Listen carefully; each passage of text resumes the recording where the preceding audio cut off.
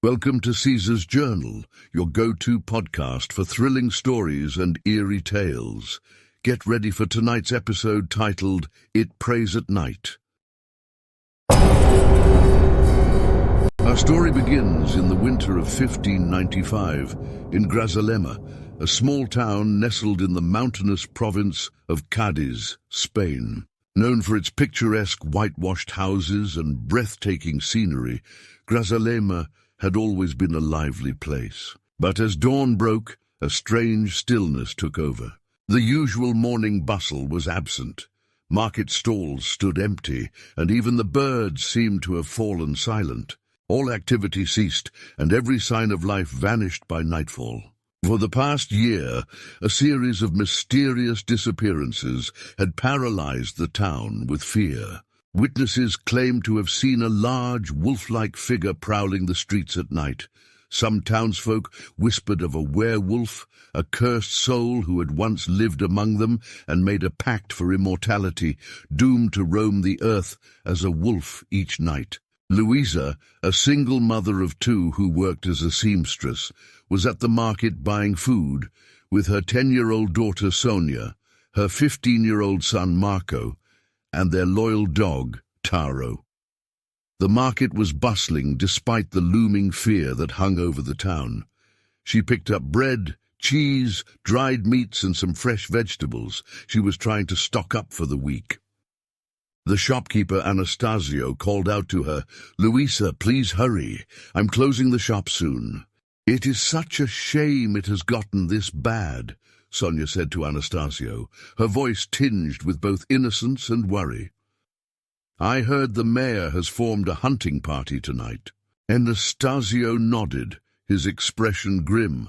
"Yes, they are calling it the Hunters' Brigade. They will try to track down and kill that wolf that has been terrorizing us."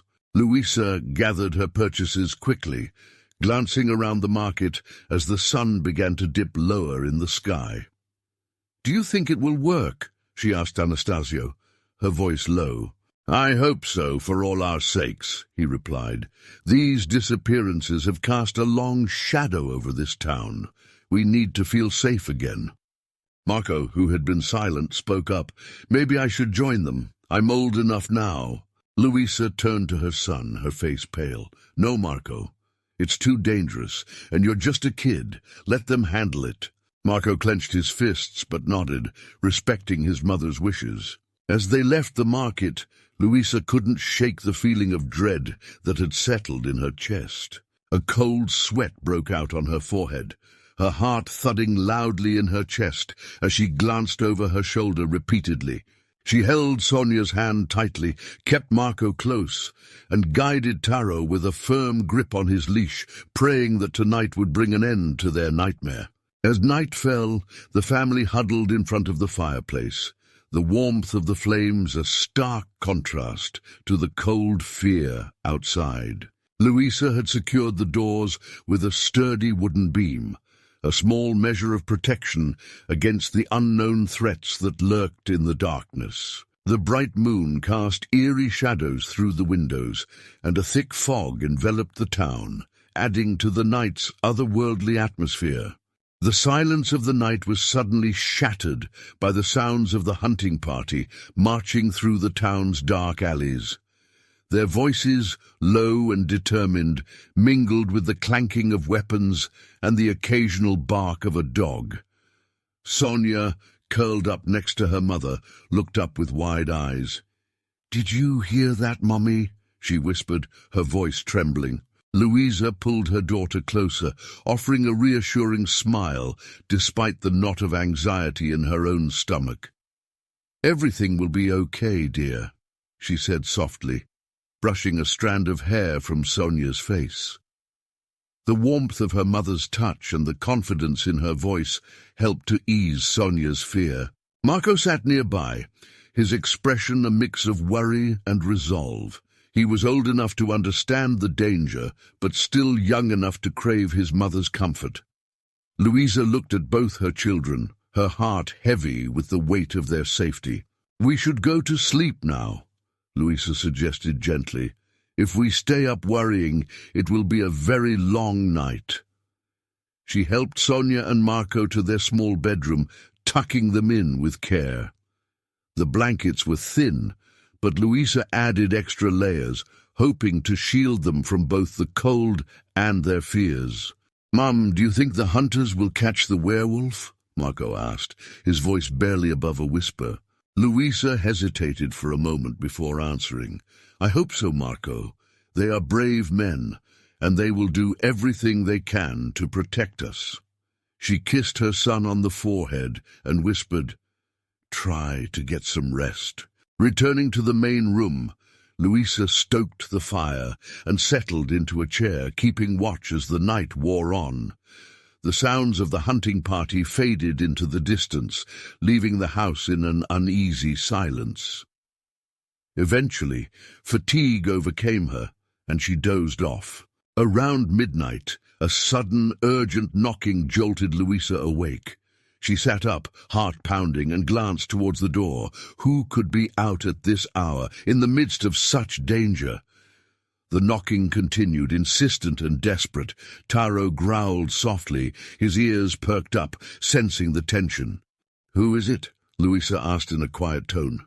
"Help me, please," the stranger managed to say, his voice weak and labored with heavy breathing. "If you need help, go to the mayor's home," Luisa replied. A sudden thud signaled that the man had collapsed. Marco woke up from the commotion and went to check on his mother. "What's going on?" he asked, rubbing his eyes. "A stranger is asking for help. He seems to be injured," Luisa explained. "We have to help him," Marco insisted. "We don't know him. It will be better for the mayor to handle it," Luisa said. "But if we leave him out there, the beast will get him," Marco interjected. "We need to help him." With a sigh and her right fist pressed to her forehead, Luisa instructed Marco to open the door.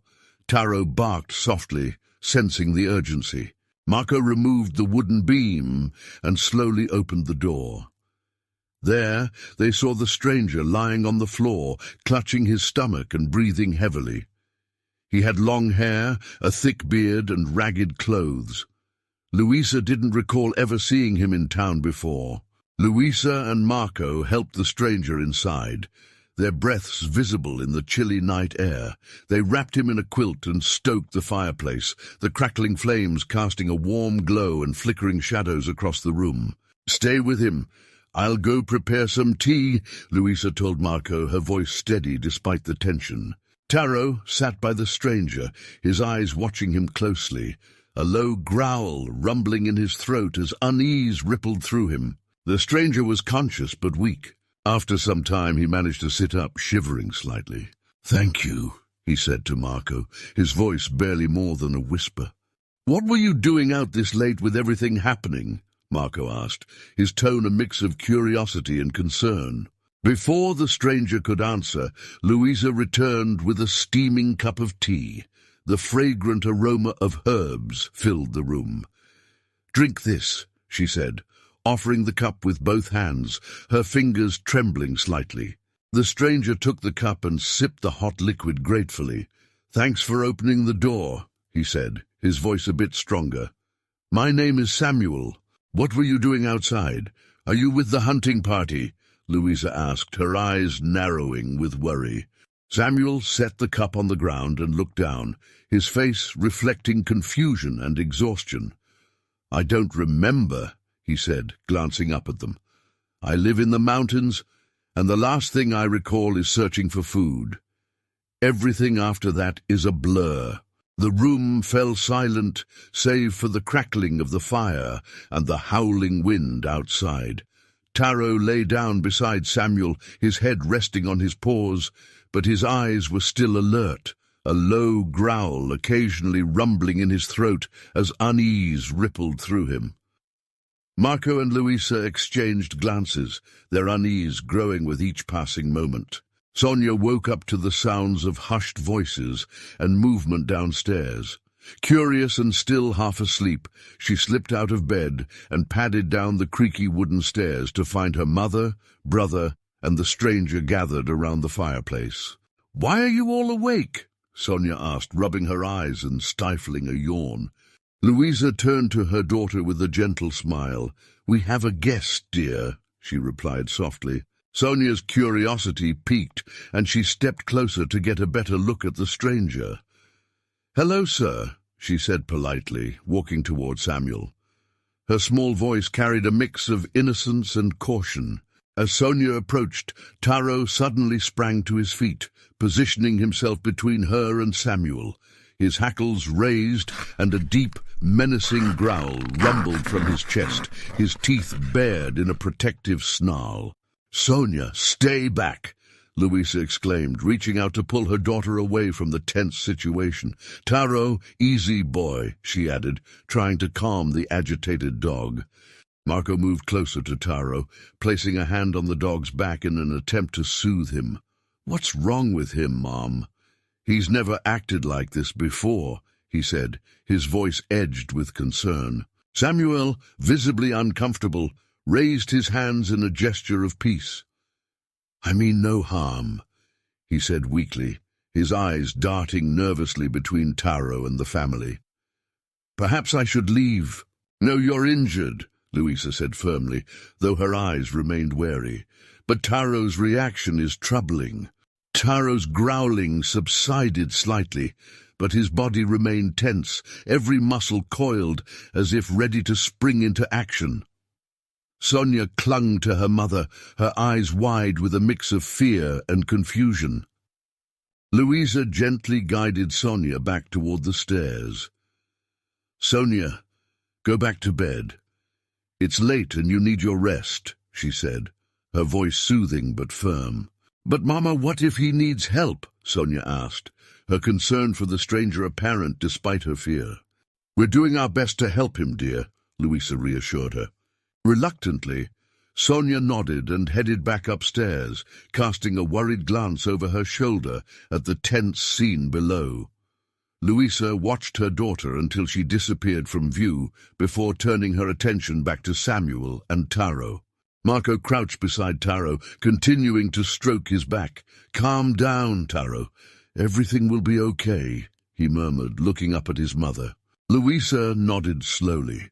"Taro has always had good instincts. We will feel safer if you stay locked in the barn tonight." Samuel, still weak, leaned back against the chair, his face etched with pain and exhaustion. "I understand your caution," he said quietly. "The barn will be fine. I'll do my best to prove I'm no threat." Louisa exchanged a meaningful glance with Marco. "We appreciate that," she said. "For now, rest. We'll figure this out in the morning." The room settled into an uneasy silence. The only sounds were the crackling fire and the occasional low growl from Taro. Louisa kept her eyes on Samuel, her mind racing with questions and suspicions as the night wore on. Louisa and Marco helped Samuel to his feet and supported him as they walked him to the barn. Taro followed closely, his growl now a low, continuous rumble. The night air was cold and crisp, and the moon cast long, eerie shadows across the yard. "We'll bring you some blankets and a lantern," Louisa said as they reached the barn. "It's not much, but it should keep you warm." Samuel nodded, his movements slow and deliberate. "Thank you," he murmured, leaning heavily on Marco. "I appreciate your kindness." Inside the barn, Louisa and Marco made a makeshift bed out of hay and old blankets. They lit a lantern, its warm glow flickering in the dark space. Taro sat by the door, still watching Samuel intently, his unease palpable. "I'll check on you in the morning," Louisa said, her voice firm but kind. "Try to get some rest." Samuel settled onto the makeshift bed. Exhaustion was evident in his every movement. "Good night," he said softly, his eyes closing almost immediately. Louisa and Marco left the barn, closing the door behind them. Taro hesitated, casting one last wary glance at Samuel before following them back to the house. As they walked back, Louisa spoke quietly to Marco. "We need to stay vigilant tonight. Taro's instincts have never been wrong." Marco nodded, his expression serious. "I'll keep an eye on things, Mom." Back in the house, Louisa stoked the fire and sat down in her chair, Taro lying at her feet. The uneasy silence of the night pressed in around them. Louisa's thoughts raced as she considered the stranger in the barn, the ominous sense of unease that lingered in the air, and the growing sense of danger that seemed to lurk just outside their door. The chill of the night seemed to seep into her bones, and she couldn't shake the feeling that something terrible was imminent. Despite her anxiety, exhaustion eventually overtook her, and she finally fell into a restless sleep by the dying fire, Taro keeping watch at her feet. Louisa woke up, the early morning light filtering through the windows. She blinked, disoriented, before the events of the night came rushing back to her. She quickly rose from her chair, her heart pounding, and glanced around the room. Marco was still asleep on the floor near the fireplace, with Taro curled protectively beside him. Quietly, she moved to the kitchen and put on a kettle for tea. Then, taking a deep breath, she stepped outside into the cold morning air. The barn door was ajar, swaying slightly in the breeze. Louisa's stomach clenched with a sense of foreboding as she approached. Inside, she found the makeshift bed of hay and blankets empty. The lantern they had left for Samuel was extinguished, and there were no signs of the stranger. Her eyes scanned the area, searching for any clue of his departure. Near the door, she spotted something unusual, a small patch of coarse, dark fur caught on a splintered board and deep claw marks gouged into the wood. Louisa's breath caught in her throat. She reached out and touched the fur, its texture sending a shiver down her spine. The claw marks were unmistakably from some kind of animal, but far too large for any she had ever seen around the town. Hearing footsteps behind her, Louisa turned to see Marco standing in the doorway, his expression mirroring her own confusion and worry. "He's gone, Mom," Marco said, his voice barely above a whisper. Louisa nodded, her mind racing. "Yes, but look at this," she said, showing him the fur and claw marks. Marco's eyes widened as he took in the evidence. "What does it mean?" Marco asked, his voice trembling slightly. "I don't know," Louisa admitted, her gaze shifting to the horizon where the sun was beginning to rise. As they walked back to the house, Taro trotted beside them, his ears perked and alert. Sonia met them at the door, her eyes wide with questions. "Did the man leave?" she asked, looking from her mother to her brother. "Yes," Louisa replied softly, placing a reassuring hand on her daughter's shoulder. The family stood together, staring at the rising sun. The warmth of its rays did little to dispel the chill of uncertainty that clung to them. The town of Grazalema would remain haunted by the legend of the werewolf, and Louisa's family was left with a lingering sense of dread. They were safe for now, but the mysterious events of the night had cast a long shadow over their lives. As they faced the new day, questions remained unanswered, and the boundary between legend and reality seemed more blurred than ever.